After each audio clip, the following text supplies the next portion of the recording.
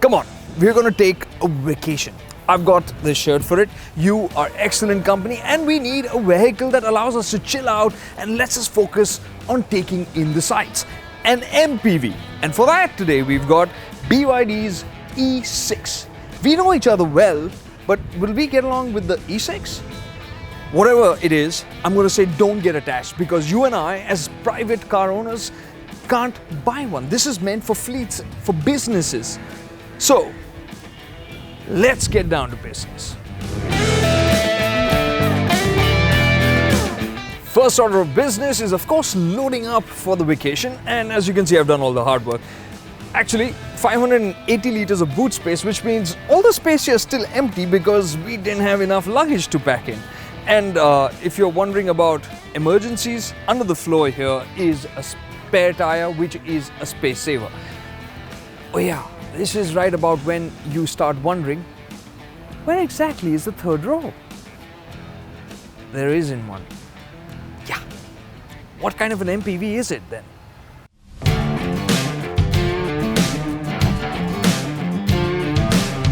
What kind of an MPV is it?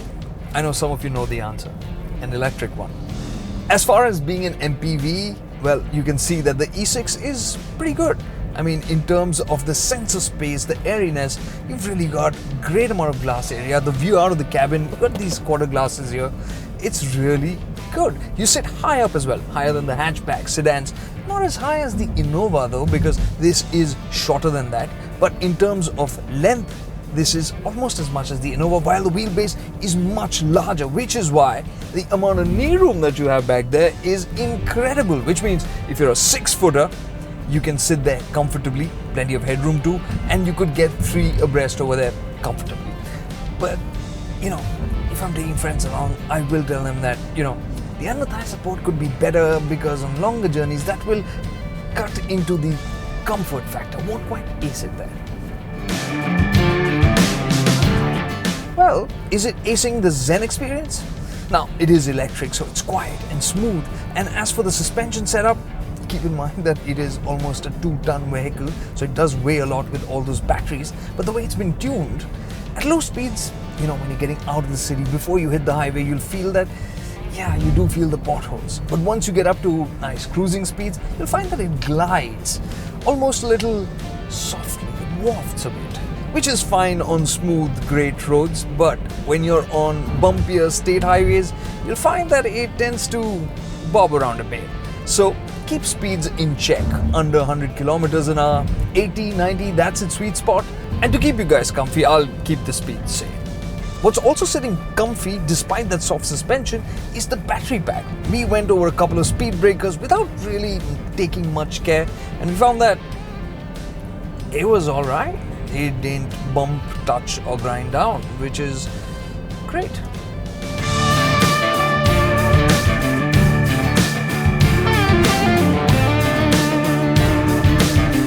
Oh, what a relief. I thought if I'm doing driving duties, I'm going to be complaining about driving the E6, because 94 PS, 180 Newton meters sounds dull. But clearly, electric horsepower and torques are not the same as ICE ones, because this feels, even at city speeds, it's sprightly, and out on the highway, you wouldn't call it lacking. Just put your foot down and you're ready to make an overtake. So longer journeys as well won't feel tiresome in that sense. Getting up to cruising speeds of 80, 100 kilometers an hour and just sitting there, a breeze. Its top speed is 130, and I'm not going to complain about that, because in my books, 120 is about fine for long journeys if you want to get there in a nice, relaxed, happy state of mind.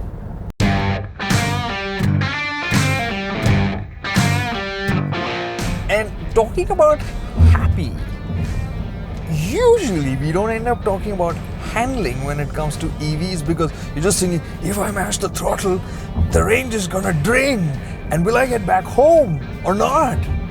But for reasons that you will be told later on, we did try it out on this, and I know that this is softly sprung, as we've already said, but we did enjoy a couple of corners. As it turns out, the front end really tucks in nicely, so you can chuck it into a corner, but then you feel the roll from the back and the body kind of rolling around, but it stays neat clean because the electronics cut in. It'll even cut power so that you can make the entry to the corner that much smoother. Now, you could take this out to the hills as well. I know it's not rear-wheel drive, and you would wonder how would it tackle steep inclines like this. Well, we're parked here, and we've tried this even with 4 passengers and luggage on board, and this is what it does. It controls how much power it sends to the wheels, but it lets the E6 climb up confidently, steadily. Okay, I know, at this point you're thinking, I want that as my family MPV, right? No, but would you be willing to spend 29 lakh rupees on this, knowing fully well that you don't get Android Auto, Apple CarPlay, folding ORVMs, no sunroof, no ventilated seats, there's not even an armrest at the back, there's no cruise control. Would you be okay with that? Well, that's why it's a B2B vehicle.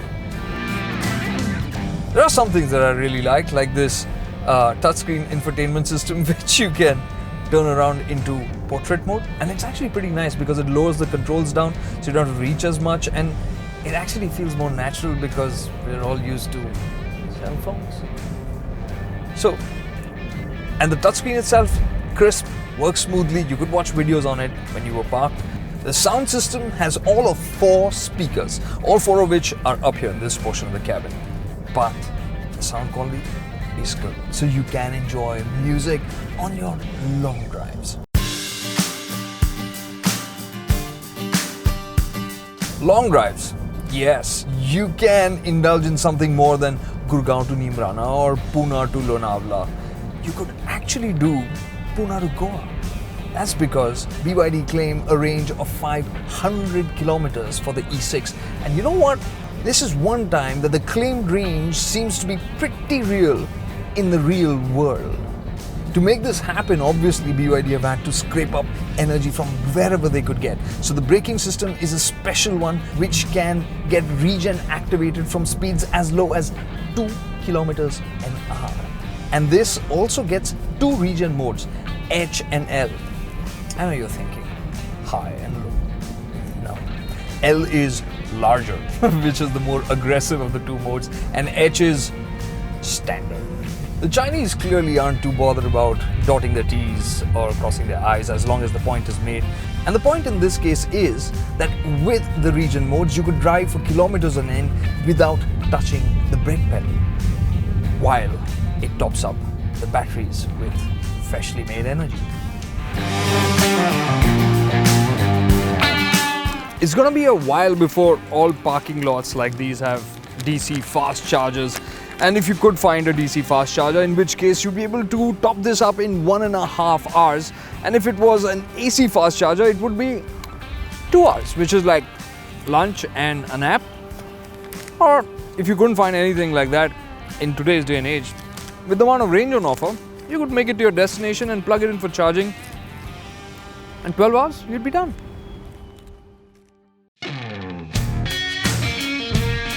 And before we wrap up, I'll admit, it's a handsome looking machine. On the inside, the cabin design is clean, if a bit generic, but the plastics are good. Still, it needs to polish some things.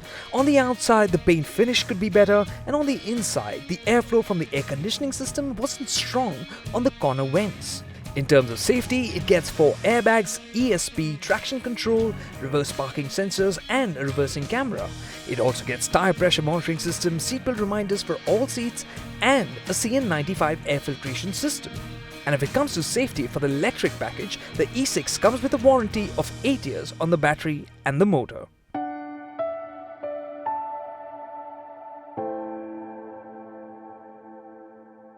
So, our short trip is done, and in that time you and I have learned that as a companion, BYD's E6 is pretty good. It's nice to chill with, and it takes care of the people that it travels with. As long as the number isn't more than 5 and you don't have more than 500 kilometers to do in a day, which is honestly an achievement. But what does it mean for you and for me? Well, if you happen to be a business owner, then you could get an E6. But for the rest of us, well, we'll just have to wait until BYD decide to bring passenger vehicles to the Indian market, in which case we'll know what to expect from them. Because the E6 has shown that BYD makes mature offerings which are nice, family-oriented offerings, while taking care of the one big thing that comes to electric vehicles, and that's range anxiety. In the real world, this really puts you at ease. However, when it comes to passenger car market, BYD will have to make sure that they up the levels in terms of equipment and in terms of fit and finish to really make a mark. And if they do, BYD would be something to look forward to.